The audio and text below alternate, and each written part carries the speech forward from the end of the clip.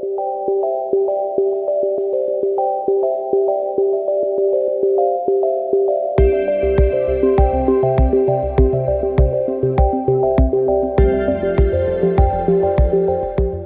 to online class of Universal Institute, Kottakkal. I am SKP. I am your physics teacher. Shall we start? Corona കാലാണ്, നിങ്ങൾ എല്ലാ ആൾക്കാരും വീട്ടിൽ safe ആയിട്ടിരിക്കുന്നു എന്ന് ഞാൻ പ്രതീക്ഷിക്കുന്നു. കൊറോണ കാലം മാത്രമല്ലല്ലോ, നല്ല മഴക്കാലവുമാണ്. അപ്പൊ നല്ല മഴ പെയ്യാണ്.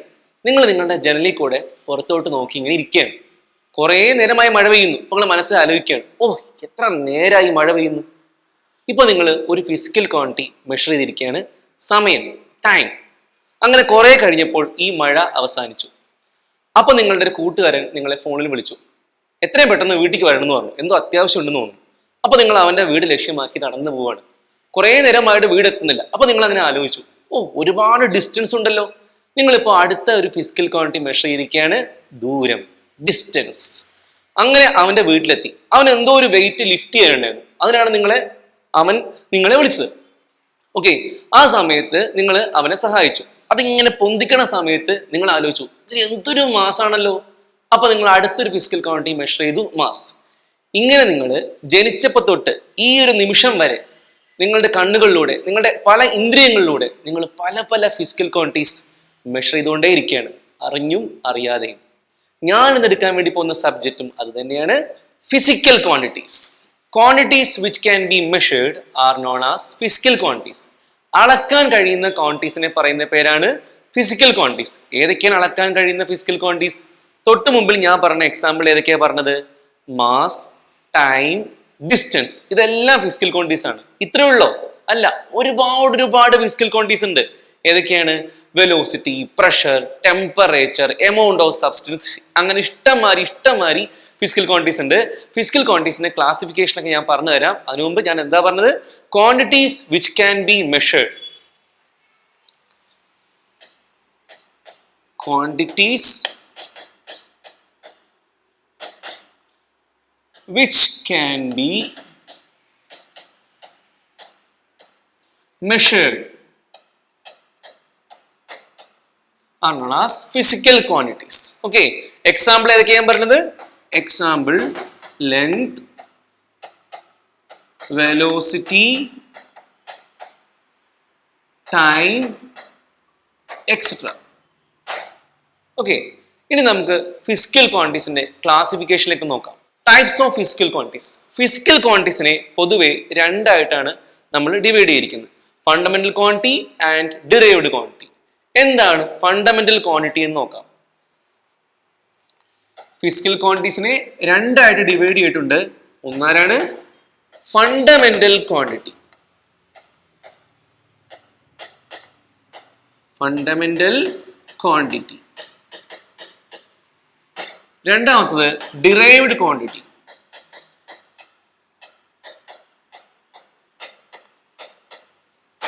ഓക്കെ, എന്താണ് ഈ ഫണ്ടമെന്റൽ ക്വാണ്ടിറ്റി? ബേസിക് ആയ, സയന്റിഫിക് ആയ, സിമ്പിൾ ആയ ഫിസിക്കൽ ക്വാണ്ടിറ്റീസ് ആണ് എന്ത്? Fundamental quantities. എന്താണ്? Basic and simple physical quantities. ഇതിന്റെ പ്രത്യേകത എന്താ വെച്ചാൽ they are independent of other physical quantities. ആരൊക്കെയാണ് നമുക്ക് നോക്കാം. അപ്പൊ ഞാൻ എന്താ പറഞ്ഞത്? മറ്റാരെയും ഡിപ്പെൻഡ് ചെയ്യാത്ത സിമ്പിളായ, ഓക്കെ, എന്നാലോ സിമ്പിളായ സയന്റിഫിക് ആയിട്ടുള്ള ഫിസിക്കൽ ക്വാണ്ടിറ്റീസിനെ പറഞ്ഞ പേരാണ് ഫണ്ടമെന്റൽ ക്വാണ്ടിറ്റീസ്. നോക്കിക്കോളൂ. അപ്പൊ basic and simple physical quantities. Physical quantities. Okay, independent of other physical quantities. Other physical quantities. ഇവർ മറ്റ് ഫിസിക്കൽ ക്വാണ്ടിറ്റി ഒന്നും ഡിപ്പെൻഡ് ചെയ്യില്ല. ഞാൻ എന്റെ എക്സാമ്പിൾ പറയുമ്പോൾ നിങ്ങൾക്ക് ആൾക്കാർ വ്യക്തമായിട്ട് മനസ്സിലാവും. 7 ഫണ്ടമെന്റൽ ക്വാണ്ടിറ്റീസ് ഉണ്ട്. ആരൊക്കെയെന്ന് വെച്ചാല് mass, length, time, current, temperature, amount of substance,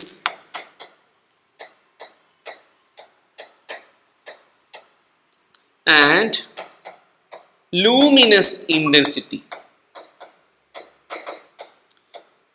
ഈ 7 ആൾക്കാരെ പറയുന്ന പേരാണ് fundamental quantities. Okay, mass, length, time, current, temperature, amount of substance and luminous intensity. എത്ര എണ്ണം ഉണ്ട്? 7. ഈ മാസിനെ ഇതിനേക്കാൾ സിമ്പിളായ ഏതെങ്കിലും വേറൊരു ഫിസിക്കൽ ക്വാണ്ടിറ്റി ഉപയോഗിച്ച് എക്സ്പ്ലെയിൻ ചെയ്യാൻ പറ്റുമോ? ഇല്ല. കാരണം മാസ് വളരെ സിമ്പിൾ ആണ്. മാസിന് അതിനേക്കാൾ സിമ്പിളായ മറ്റൊരു ഫിസിക്കൽ ക്വാണ്ടിറ്റി ഉപയോഗിച്ച് നമുക്ക് എന്ത് ചെയ്യാൻ പറ്റില്ല? എക്സ്പ്ലെയിൻ ചെയ്യാൻ പറ്റില്ല. ടൈമും അങ്ങനെ തന്നെയാണ്. ടൈമിനെ നമുക്ക് അതിനേക്കാൾ സിമ്പിളായ വേറൊരു ഫിസിക്കൽ ക്വാണ്ടിറ്റി ഉപയോഗിച്ച് നമുക്ക് എക്സ്പ്ലെയിൻ ചെയ്യാൻ പറ്റില്ല. അതേപോലെ current, temperature, amount of substance, luminous intensity, ഇവരൊക്കെ എന്താണ്? ഇൻഡിപെൻഡന്റ് ആണ്. Independent of other physical quantities. It's a very important point. ഇവർ സിമ്പിളുമാണ്. Actually these are the building blocks of other physical quantities. ഞാനിപ്പോ എന്താ പറഞ്ഞു വെച്ചാൽ, നമ്മളിപ്പോ ഒരു വീടുണ്ടാക്കാൻ ധരിച്ചോ, നമ്മളും വീടുണ്ടാക്കും, വേണമെങ്കിൽ അംബാനിയും വീടുണ്ടാക്കും. രണ്ടുപേരും, ഒരാൾ ഒരു സാധാരണ വീടുണ്ടാക്കി, ഒരാൾ ഒരു കൊട്ടാരം ഉണ്ടാക്കി. എന്തായിക്കോട്ടെ, ഈ രണ്ടുണ്ടാക്കിയതിന്റെയും ഉള്ളിലുള്ള സംഭവം എന്താണ്? സിമെന്റ്, ഓക്കെ, കട്ട. ഇതൊക്കെ രണ്ട് വീടിനും ഒരുപോലെ തന്നെയല്ലേ? ഓക്കെ, അപ്പൊ ആ ഉള്ളിലേക്ക് പോയി കഴിയുമ്പോൾ ഏത് ഫിസിക്കൽ ക്വാണ്ടിറ്റി അകത്തും കുറച്ച് ആൾക്കാർ മാത്രമേ ഉണ്ടാവുള്ളൂ. ആ ആൾക്കാരുടെ ലോജിക്കൽ ആയിട്ടുള്ള കോമ്പിനേഷൻ ആവും, കൃത്യമായി കൂട്ടിയിണക്കിയതായിരിക്കും. ആ ആൾക്കാരെ പറയുന്ന പേരാണ് ഫണ്ടമെന്റൽ ക്വാണ്ടിറ്റീസ്. മറ്റെല്ലാ ക്വാണ്ടിറ്റികളും ഉണ്ടാക്കിയിരിക്കുന്ന ആരെ കൊണ്ടാണ്? ഈ ഫണ്ടമെന്റൽ ക്വാണ്ടിറ്റികളെ കൊണ്ടാണ്. ഓക്കെ, അപ്പൊ ഇനി എന്ത് ചെയ്യാം? നമുക്ക് ഡിറൈവ്ഡ് ക്വാണ്ടിറ്റീസിലേക്ക് പോകാം. എന്താണ് derived quantities? These are complex physical quantities. Complex physical quantities. Okay, complex physical quantities ആണ്. Depends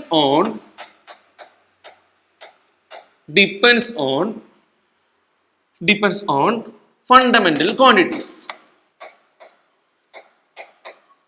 fundamental quantities. എക്സാമ്പിൾ ആരൊക്കെയാണ്? Example velocity, force, pressure, etcetera. ഇതൊക്കെ ഡിറൈവ്ഡ് ക്വാണ്ടിറ്റീസ് ആണ്. എന്താണ് അവിടെ പ്രത്യേകത എന്ന് വെച്ചാൽ, ഇപ്പൊ വെലോസിറ്റി നോക്കുക കേട്ടോ. വെലോസിറ്റി എന്താണ്? വെലോസിറ്റി ഡിസ്പ്ലേസ്മെന്റ് ബൈ ടൈം എന്നല്ലേ പറയാ. ഈ ഡിസ്പ്ലേസ്മെന്റ് ആരാണ്? ഡിസ്പ്ലേസ്മെന്റ് ആക്ച്വലി ഒരു ലെങ്ത് ആണ്, ആണല്ലോ. ഡിസ്പ്ലേസ്മെന്റ് ആരാണ്? ഒരു ലെങ്ത് ആണ്. Length by time. അപ്പോ നമ്മുടെ ഫണ്ടമെന്റൽ ക്വാണ്ടിറ്റി ആയ ലെങ്തിനെയും ടൈമിനെയും ഡിവൈഡ് ചെയ്തപ്പോൾ കിട്ടിയ ഒരു ഡിറൈവ്ഡ് ക്വാണ്ടിറ്റി ആണ് ആര്? നമ്മുടെ വെലോസിറ്റി. ഓക്കെ, അതേപോലെ ഫോഴ്സ് ആയാലും പ്രഷർ ആയാലും ഒക്കെ അതിനകത്ത് നിരവധി ഫണ്ടമെന്റൽ ക്വാണ്ടിറ്റികളെ കൃത്യമായി കൂട്ടിയിണക്കിയതായിട്ട് കാണാൻ പറ്റും. ഓക്കെ, അപ്പൊ നമുക്ക് ശരിക്കും മനസ്സിലാക്കുക, ഫിസിക്കൽ ക്വാണ്ടിറ്റീസിനെ രണ്ടായിട്ട് തിരിക്കാം. ഏതൊക്കെയാണ്? Fundamental quantities and derived quantities. Fundamental quantities means basic and simple physical quantities. They are independent of other physical quantities. Example ആരൊക്കെയാണ്? 7 എണ്ണം ഉള്ളത്. Mass, length, time, current, temperature, amount of substance and luminous intensity. Derived quantities means complex physical quantities depends on fundamental quantities. ഞാൻ example കാണിച്ചു തന്നു. Velocity ആരൊക്കെ depend ചെയ്യുന്നുണ്ട്? ലെങ്തിനെയും ടൈമിനെയും. Example ആരൊക്കെയാണ്? Velocity, force, pressure, etcetera. വേണമെങ്കിൽ നിങ്ങൾക്ക് ഈ 7 ഫണ്ടമെന്റൽ ക്വാണ്ടിറ്റിനെ ശരിക്കും പരിചയപ്പെടാം. മാസ് എന്ന് പറഞ്ഞാൽ എന്താ? Amount of matter possessed by a body. Length എന്താണ്? It is the straight line distance between 2 end points of a body. Time എന്താണ്? ടൈം കുറച്ച് എക്സ്പ്ലെയിൻ ചെയ്യാൻ ബുദ്ധിമുട്ടുള്ള ഒരു ഫണ്ടമെന്റൽ ക്വാണ്ടിറ്റി ആണ്. ഐൻസ്റ്റീൻ പറഞ്ഞത് ഞാൻ പറയാം. Time is what A clock reads. ഒരു ക്ലോക്ക് എന്താണോ മെഷർ ചെയ്യുന്നത് അതാണ് സമയം. അതാണ് നല്ല മനോഹരമായ ഒരു എക്സ്പ്ലനേഷൻ എന്തിന്? ടൈമിനുള്ളത്. ഓക്കെ, അടുത്ത ആരാ? കറന്റ്. കറന്റ് നിങ്ങൾക്ക് അറിയാലോ, ചാർജ് ബൈ ടൈം. അതാണെന്ത്? Current. Temperature it is a measure of hotness or coldness of a body. ഒരു വസ്തുവിന്റെ ചൂടോ തണുപ്പോ എത്രയാണെന്ന് എഴുതി വെക്കുന്നതാണ് temperature. Okay, amount of substance. Amount of substance means എത്ര മോൾസ് ഉണ്ട് ആ ഇതിനകത്ത്, ഇത് എത്ര കിലോഗ്രാം ആണ്. മാസിന്റെ യൂണിറ്റ് ആരാണ്? കിലോഗ്രാം ആണെങ്കിൽ എമൗണ്ട് ഓഫ് സബ്സ്റ്റൻസിന്റെ യൂണിറ്റ് എന്താണ്? മോൾ ആണ്. Okay, luminous intensity. എന്താണ് ലൂമിനസ് ഇന്റൻസിറ്റി? അത് നമ്മൾ സ്വയം പ്രകാശിക്കുന്ന സ്റ്റാർസ്, ഓക്കെ, അല്ലെങ്കിൽ അതിൽ നിന്നൊക്കെ പുറപ്പെടുന്ന ഒരു എനർജിയുമായി ബന്ധപ്പെട്ട ഒരു ടേം ആണ്. അത് നിങ്ങൾ പതുക്കെ പതുക്കെ പറഞ്ഞുതരാം. ഓക്കെ, അത് തൽക്കാലത്ത് പിന്നീട് വെച്ചോളൂ. Luminous intensity measurement. എങ്ങനെയാണ് നിങ്ങൾ ഫിസിക്കൽ ക്വാണ്ടിറ്റി മെഷർ ചെയ്യുക? ഓക്കെ, ഇപ്പൊ നമ്മുടെ ക്ലാസ്സിലേക്ക് ഒരു കുട്ടി വൈകി വന്നു. അപ്പൊ ടീച്ചർ പറഞ്ഞു, ഓ നീ ഒരു 10 മിനിറ്റ് വൈകിയല്ലോ. അപ്പോ ആ കുട്ടി വൈകി വന്ന സമയം ആ ഒരു ടീച്ചർ മെഷർ ചെയ്തിരിക്കുകയാണ്. ഈ സമയത്ത് 10 മിനിറ്റ് എന്ന് പറഞ്ഞു. എങ്ങനെയാണ് ചെയ്തു വെച്ചാല് 10 മിനിറ്റ്, ആ മിനിറ്റ് എന്താണ്, സമയത്തിന്റെ ഒരു ചെറിയ കഷ്ണമാണ്. അതുപോലത്തെ 10 എണ്ണം. അപ്പൊ നമ്മൾ ഏതൊരു ഫിസിക്കൽ ക്വാണ്ടിറ്റി മെഷർ ചെയ്യുമ്പോഴും നമുക്കറിയാവുന്ന ഒരു സ്റ്റാൻഡേർഡ് എമൗണ്ടുമായിട്ട് കമ്പയർ ചെയ്തിട്ടാണ് നമ്മൾ ആ ഫിസിക്കൽ ക്വാണ്ടിറ്റി അവതരിപ്പിക്കാറുള്ളത്. സോ മെഷർമെന്റ് എന്ന് പറഞ്ഞാൽ it is always A comparison process. അപ്പൊ ഞാൻ പറയട്ടെ, ഈ ഒരു ബോർഡിന്റെ ലെങ്ത് ഒരു 100 സെന്റിമീറ്റർ എന്ന് പറയാണ്. അപ്പൊ നിങ്ങൾക്ക് കാര്യം മനസ്സിലായി. എന്താണ് ലെങ്ത് ആണ് ഞാൻ പറഞ്ഞത്, ആ ലെങ്ത്തിന്റെ ഒരു ചെറിയ കഷ്ണമാണെന്ത് സെന്റിമീറ്റർ, അതുപോലത്തെ 100. അപ്പോ നിങ്ങൾക്ക് എങ്ങനെ മനസ്സിലായെന്ന് വെച്ചാൽ നേരത്തെ ആ ഒരു സെന്റിമീറ്റർ എന്ന് പറഞ്ഞ ആ ഒരു സ്റ്റാൻഡേർഡ് എമൗണ്ട് നേരത്തെ അത് റെഡിയാക്കി വെച്ചതുകൊണ്ടല്ലേ അത് എടുത്തിട്ട് നമുക്ക് അതിന്റെ 100 എണ്ണം എന്ന് പറയാൻ പറ്റിയത്. അപ്പൊ എല്ലാ സമയത്തും നമ്മൾ ഫിസിക്കൽ ക്വാണ്ടിറ്റി എങ്ങനെയാണ് മെഷർ ചെയ്യാന്ന് വെച്ചാൽ നമുക്ക് അറിയാവുന്ന ഒരു സ്റ്റാൻഡേർഡ് എമൗണ്ടുമായിട്ട് കമ്പയർ ചെയ്തിട്ടാണ് പറയാം. ഈ സ്റ്റാൻഡേർഡ് എമൗണ്ടിനെ പറയുന്ന പേരാണ് unit of that physical quantity. അതിനു മുമ്പ് ഞാൻ പറയട്ടെ എന്താണ് measurement. Okay, it is a process. It is a process in which a physical quantity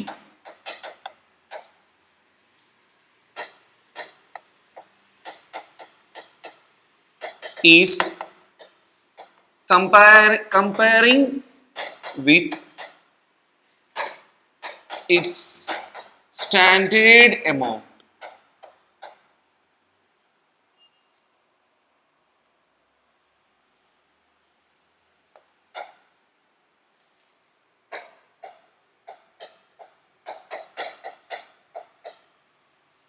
Known as unit. Okay, എന്താണ് standard amount? Known as unit. ഇതിൽ ഓരോ ഫിസിക്കൽ ക്വാണ്ടിറ്റിയും നമ്മൾ എന്ത് ചെയ്യും, അതിന്റെ ഒരു സ്റ്റാൻഡേർഡ് എമൗണ്ടുമായിട്ട് കമ്പയർ ചെയ്തിട്ടാണ് പറയാറുള്ളത്. അതിന്റെ പേരാണ് എന്ത്, യൂണിറ്റ്. ഓക്കെ, എന്താണ് നമുക്ക് ഇനി യൂണിറ്റ് എന്ന് നോക്കാം. Unit of a physical quantity. അപ്പൊ ലെങ്ത്തിന്റെ ഒരു യൂണിറ്റ് ആണ് എന്ത്, സെന്റിമീറ്റർ. ടൈമിന്റെ യൂണിറ്റ് ആണ് എന്ത്, സെക്കൻഡ്. മാസിന്റെ യൂണിറ്റ് ആണ് എന്ത്, കിലോഗ്രാം. അങ്ങനെ പല പല പല പല യൂണിറ്റുകൾ ഉണ്ട്. ഓക്കെ, അപ്പൊ എന്താണ് യൂണിറ്റ് എന്ന് ചോദിച്ചു കഴിഞ്ഞാൽ ഞാൻ പറയും it is A reference standard in which A physical quantity is expressed. Physical quantity express ചെയ്യാൻ വേണ്ടി നമ്മൾ ഉപയോഗിച്ചിരിക്കുന്ന ഒരു സ്റ്റാൻഡേർഡ് എമൗണ്ട് ആണ് ആക്ച്വലി എന്ത്, യൂണിറ്റ്. ഓക്കെ, യൂണിറ്റ് ഇല്ലാതെ നമുക്ക് എന്ത് ചെയ്യാൻ പറ്റില്ല, ഒരു ഫിസിക്കൽ ക്വാണ്ടിറ്റി അവതരിപ്പിക്കാൻ പറ്റില്ല. അപ്പോൾ നിങ്ങളോട് ചോദിക്കുകയാണ് എത്ര സമയമായി. അപ്പൊ നിങ്ങൾ പറയാണ് 20. നിങ്ങൾ നമ്പർ പറയാണ്, എന്ത് പറഞ്ഞിട്ടില്ല, യൂണിറ്റ് പറഞ്ഞിട്ടില്ല. അപ്പൊ 20 എന്ന് പറയുമ്പോൾ സ്വാഭാവികമായിട്ട് അത് കേൾക്കുന്ന എനിക്ക് തോന്നുന്നത് എന്താണ്, 20 വർഷമാണോ, അതോ 20 സെക്കൻഡ് ആണോ, 20 മൈക്രോ സെക്കൻഡ് ആണോ, 20 മണിക്കൂറാണോ, 20 ദിവസമാണോ, ഒന്നും എനിക്ക് മനസ്സിലാവുന്നില്ല.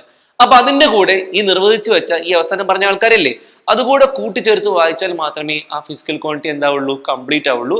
നമ്മൾ ആ അവസാനം കൂട്ടിച്ചേർക്കുന്ന ആ ഒരു സ്റ്റാൻഡേർഡ് എമൗണ്ടിനെ പറയുന്ന പേരാണ് unit. Unit of a physical quantity. It is A reference standard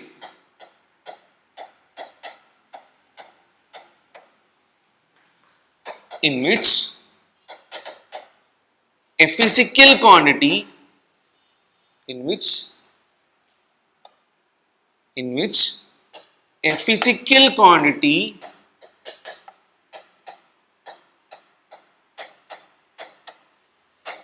is expressed.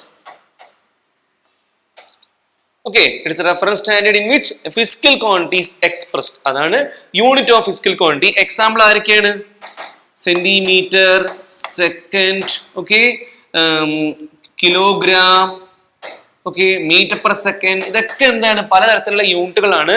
ഇത് ലെങ്ത്തിന്റെ, ഇത് ടൈമിന്റെ, ഇത് മാസിന്റെ, ഇത് സ്പീഡിന്റെ, അങ്ങനെ പലതരത്തിലുള്ള യൂണിറ്റുകളുണ്ട്. ഇനി ഞാൻ പറയാൻ വേണ്ടി പോകുന്നത് എങ്ങനെയാണ് ഒരു ഫിസിക്കൽ ക്വാണ്ടിറ്റി നമ്മൾ റെപ്രസെന്റ് ചെയ്യുക. ഓക്കെ, അപ്പൊ നിങ്ങൾക്ക് മനസ്സിലായിട്ടുണ്ട്. അതിന് ന്യൂമറിക്കൽ വാല്യൂ ഉണ്ടാവും, ഒപ്പം ആരുണ്ടാവും, ഒരു യൂണിറ്റും ഉണ്ടാവും. നോക്കൂട്ടോ, representation of a physical quantity. എങ്ങനെ ഒരു ഫിസിക്കൽ ക്വാണ്ടിറ്റി നമുക്ക് റെപ്രസെന്റ് ചെയ്യാം ശ്രദ്ധിക്കുക. ഏതൊരു ഫിസിക്കൽ ക്വാണ്ടിറ്റിയും റെപ്രസെന്റ് ചെയ്യുന്ന രീതിയാണ് Q equal to NU.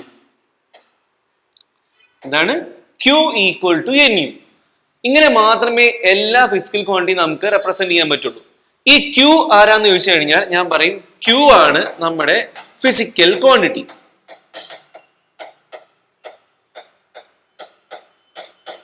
Okay, N ആരെന്ന് വെച്ചാല് ഒരു ന്യൂമറിക്കൽ വാല്യൂ, ഒരു ന്യൂമറിക്കൽ വാല്യൂ. ഓക്കെ, ഇനി U ആരാന്ന് പറഞ്ഞാല് അതാണ് ഞാനിപ്പോ നേരത്തെ പറഞ്ഞ ആള് unit of a physical quantity. നോക്കട്ടോ, നിങ്ങൾക്ക് മനസ്സിലായാലും ഞാൻ സിമ്പിൾ ആയി കാണിച്ചു തരാം. ഇപ്പൊ നോക്കട്ടോ, ഒരു പെൻസിലിന്റെ ലെങ്ത്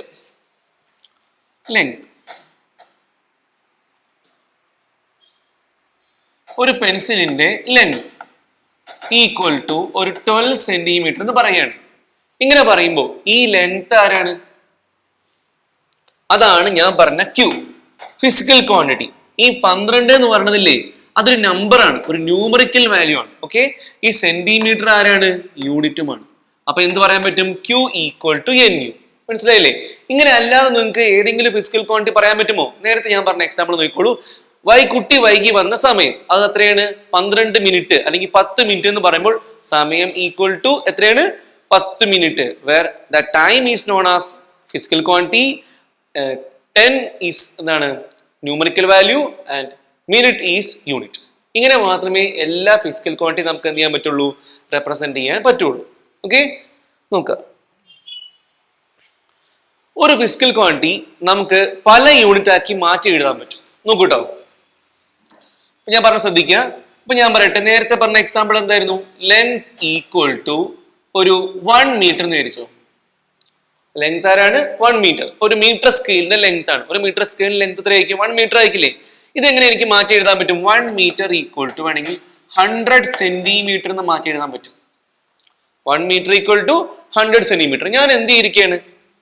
ഒരേ ലെങ്ത് തന്നെയാണ്, ഒരു മീറ്റർ സ്കെയിലിന്റെ ലെങ്ത് തന്നെയാണ്, രണ്ട് ഡിഫറെന്റ് ആയ യൂണിറ്റ് ഉപയോഗിച്ച് എഴുതിയിരിക്കുകയാണ്. ഇങ്ങനെ എഴുതുമ്പോൾ നിങ്ങൾക്ക് കണ്ടിട്ട് എന്താണ് മനസ്സിലാക്കാൻ പറ്റുന്നത്? മീറ്റർ എന്തായിട്ട് മാറി? സെന്റിമീറ്റർ ആയിട്ട് മാറി. ഓക്കെ, മീറ്റർ എന്തായിട്ട് മാറി? സെന്റിമീറ്റർ ആയിട്ട് മാറി. അപ്പൊ ഈ ഒന്നോ അത് 100 ആയിട്ട് മാറി. യൂണിറ്റ് മാറിയപ്പോൾ ആരും മാറി? ന്യൂമറിക്കൽ വാല്യൂ മാറി. ശരിക്കും മീറ്റർ ആണോ സെന്റിമീറ്റർ ആണോ ചെറിയ യൂണിറ്റ്? ചെറിയ യൂണിറ്റ് സെന്റിമീറ്റർ ആണ്. അപ്പോ യൂണിറ്റ് ചെറുതായി. ആ സമയത്ത് നിങ്ങൾക്ക് എന്താ മനസ്സിലാക്കാൻ പറ്റിയത്? 1 100 അപ്പൊ ന്യൂമറിക്കൽ വാല്യൂ വലുതായി. അപ്പോ യൂണിറ്റ് മാറുമ്പോൾ ഒപ്പം എന്ത് മാറുന്നുണ്ട്? ന്യൂമറിക്കൽ വാല്യൂ മാറുന്നുണ്ട്. യൂണിറ്റ് ചെറുതാകുമ്പോൾ ആക്ച്വലി ന്യൂമറിക്കൽ വാല്യൂ വലുതാണ്. മനസ്സിലായില്ലേ? അതായത് മീറ്റർ സെന്റിമീറ്റർ ആയിട്ട് മാറിയപ്പോൾ ന്യൂമറിക്കൽ വാല്യൂ എന്താ സംഭവിച്ചത്? 1 100 ഇത് ആക്ച്വലി മീറ്റർ സെന്റിമീറ്റർ ആവാന്ന് പറഞ്ഞാൽ ഇത് കുറയാണ്. 1 100 ആവാന്ന് പറഞ്ഞാൽ എന്താ? അത് കൂടുകയാണ്. അപ്പൊ എന്താ പറഞ്ഞാൽ മനസ്സിലായോ? യൂണിറ്റ് മാറ്റുമ്പോൾ ചില മാറ്റങ്ങൾ ആർക്ക് സംഭവിക്കുന്നുണ്ട്? ന്യൂമറിക്കൽ വാല്യൂന് സംഭവിക്കുന്നുണ്ട്. അപ്പൊ എനിക്ക് ഈ എഴുത്തിന് എങ്ങനെ എഴുതാന്ന് വെച്ചാല് L ഈക്വൽ ടു, ഞാൻ ഇങ്ങനെ പറയാൻ വേണ്ടി പോണ്, N1U1 L equal to N1U1 equal to N2U2. Okay, ഇതിൽ N1 ആണ് 1, U1 metre, N2 100, U2 centimetre. മനസ്സിലാവുന്നില്ലേ? ഇങ്ങനെ എഴുതുമ്പോൾ ഞാൻ ഇതാണ് ഉദ്ദേശിച്ചത്. ഞാൻ എന്താണ് നേരത്തെ പറഞ്ഞതെന്ന് വെച്ചാല് ഈ physical quantity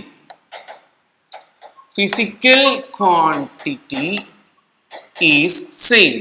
Physical quantity same ആണെങ്കിൽ okay, numerical value is inversely proportional to unit എന്ന് പറയാൻ പറ്റും. എന്താണ് numerical value inverse proportional two unit എന്ന് പറഞ്ഞു കഴിഞ്ഞാൽ? യൂണിറ്റ് ചെറുതാകുമ്പോൾ ന്യൂമറിക്കൽ വാല്യൂ വലുതാവും, യൂണിറ്റ് വലുതാകുമ്പോൾ ന്യൂമറിക്കൽ വാല്യൂ ചെറുതാവും. അതാണ് ഇതിന്റെ ഒരു ഗുട്ടൻസ്.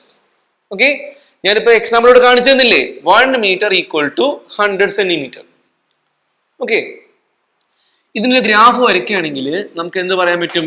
എന്നിന്റെയും യുവിന്റെയും ഗ്രാഫ് എങ്ങനെയിരിക്കും? ഇതിങ്ങനെ ഇരിക്കും. നിങ്ങൾ ബോയിൽസിലൊക്കെ പഠിച്ചിട്ടില്ലേ? Pressure is proportional to 1/v എന്ന് പഠിച്ചില്ലേ? അത് എപ്പോഴാണ് നമ്മൾ പറയാ? ടെമ്പറേച്ചർ കോൺസ്റ്റന്റ് ആകുമ്പോൾ റൈഡ്ലി ഗ്യാസിന്റെ pressure is inverse proportional to volume എന്നല്ലേ പറയാ. അപ്പൊ ആ പി വി ഗ്രാഫിന്റെ വോളിയം എങ്ങനെയായിരുന്നു? അതിങ്ങനെ തന്നെ ആയിരുന്നില്ലേ? ഓക്കെ, അതേ കൂട്ടുള്ള ഒരു ഗ്രാഫ് തന്നെയാണ് ഞാനിപ്പോ കാണിച്ചേക്കുന്നത്. ന്യൂമറിക്കൽ വാല്യൂ യൂണിറ്റും എന്താണ്, ഇൻവേഴ്സ്ലി പ്രൊപ്പോർഷണൽ ആണ്. ഇതിപ്പോ സ്കൂളിലൊന്നും അങ്ങനെ ചോദിക്കുന്ന സംഭവമല്ല. നമ്മുടെ യൂണിവേഴ്സിറ്റി ഇൻസ്റ്റിറ്റ്യൂട്ടിൽ സ്കൂളിലെ ടോപ്പിക്ക് മാത്രമല്ല, നമ്മൾ എൻട്രൻസ് ടോപ്പിക്കുകളും ഡിസ്കസ് ചെയ്യുന്നുണ്ട്. അപ്പൊ നമ്മൾ കുറച്ച് ഡെപ്തിലാണ് കാര്യങ്ങളെല്ലാം പറഞ്ഞു തരിക. നിങ്ങൾക്ക് മനസ്സിലാവുന്നുണ്ടല്ലോ? ഓക്കെ, എന്താണ്, എങ്ങനെയാണ് ഒരു ഫിസിക്കൽ ക്വാണ്ടിറ്റി റെപ്രസെന്റ് ചെയ്യുക? ഇപ്പൊ ഈ ഒരു ടോപ്പിക്ക് ഞാൻ എന്തൊക്കെയാ പറഞ്ഞത്? എന്താണ് measurement? It is a comparison process. Okay, here we are going to compare a physical quantity with its standard amount. Okay, then what is unit? Unit is a reference standard in which a physical quantity is expressed. Okay, then എങ്ങനെയാണ് ഒരു physical quantity represent ചെയ്യുക? നേരത്തെ ഞാൻ പറഞ്ഞു, ഓരോ physical quantity represent ചെയ്യുന്നത് എങ്ങനെയാണ്? Q equal to NU. Q ആരാണ് ഫിസിക്കൽ ക്വാണ്ടിറ്റി, N ആരാണ് ന്യൂമറിക്കൽ വാല്യൂ, U ആരാണ് യൂണിറ്റ്. എക്സാമ്പിൾ ആണ് കാണിച്ചിരിക്കുന്നത്. പിന്നെ ഞാൻ പറഞ്ഞു ന്യൂമറിക്കൽ വാല്യൂ യൂണിറ്റും എന്താണ്, ഇൻവേഴ്സ്ലി പ്രൊപ്പോർഷണൽ ആണ്. അപ്പൊ അവിടെ ഗ്രാഫ് എങ്ങനെ ഇരിക്കും? ഇങ്ങനെ ഇരിക്കും. System of units. System of units. ഇപ്പൊ നമ്മൾ ഒരു ഫിസിക്കൽ ക്വാണ്ടിറ്റി എടുക്കുക, ലെങ്ത്. ലെങ്ത്തിന് തന്നെ ചെറിയ യൂണിറ്റുകൾ ഉണ്ട്, മില്ലിമീറ്റർ, സെന്റിമീറ്റർ. മീഡിയം സൈസ് യൂണിറ്റുകൾ ഉണ്ട്, മീറ്റർ. ഓക്കെ, വളരെ വലിയ യൂണിറ്റ് ഉണ്ട്, കിലോമീറ്റർ, ലൈറ്റ് ഇയർ ഒക്കെ ഉണ്ട്. അപ്പോൾ യൂണിറ്റ് തന്നെ പല സൈസിലുണ്ട്. അതേപോലെ ടൈമിനുണ്ട്, മാസിനുണ്ട്, വെലോസിറ്റിക്ക് ഒക്കെ ഉണ്ട്. ഓക്കെ, അപ്പൊ നമുക്ക് ഈ യൂണിറ്റുകളുടെ ഒരു കളക്ഷൻ ഉണ്ടാക്കാം, ഒരു പ്രത്യേക സൈസിലുള്ള. ആ ഒരു കംപ്ലീറ്റ് സെറ്റിനെ പറയുന്ന പേരാണ് എന്ത്? System of units. ചെറിയ സൈസിലുള്ള കുറച്ച് യൂണിറ്റുകളുടെ ഒരു കളക്ഷൻ, ഒരു മീഡിയം സൈസിലുള്ള യൂണിറ്റുകളുടെ ഒരു കളക്ഷൻ, ഒരു ബിഗ് സൈസിലുള്ള യൂണിറ്റുകളുടെ കളക്ഷൻ. അങ്ങനെ നമുക്ക് വേണ്ട പല സെറ്റുകൾ നമുക്ക് ഉണ്ടാക്കി വെക്കാം. അപ്പൊ നമുക്ക് എടുത്ത് ഉപയോഗിക്കാനൊക്കെ വളരെ ഈസി ആയിരിക്കും. ഓക്കെ, അപ്പൊ എന്താണ് സിസ്റ്റം ഓഫ് യൂണിറ്റ്സ് എന്ന് വെച്ച് കഴിഞ്ഞാൽ, it is a complete set of units used to measure physical quantities. Physical quantities measure ചെയ്യാനുള്ള ഒരു കംപ്ലീറ്റ് സെറ്റ് ഓഫ് യൂണിറ്റ്സിനെ പറയുന്ന പേരാണ് എന്ത്? System of units. It is a complete set of units used to measure physical quantities.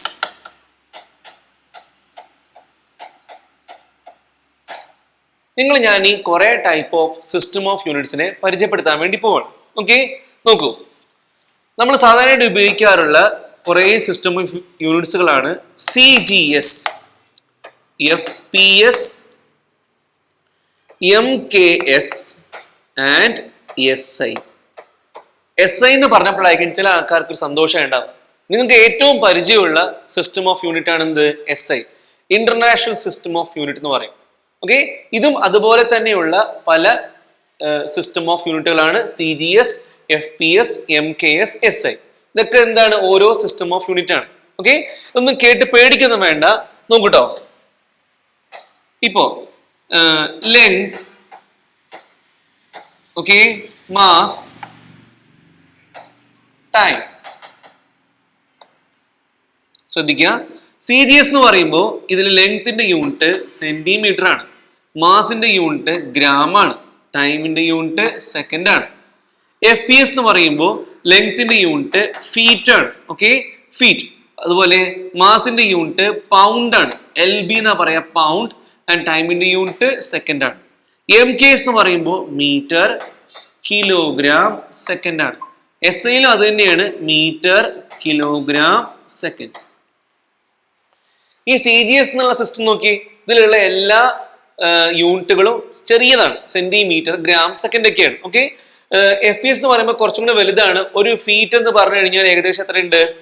1 feet എന്ന് പറയുകയാണെങ്കിൽ ഏകദേശം 13.42 centimetre ആണ്.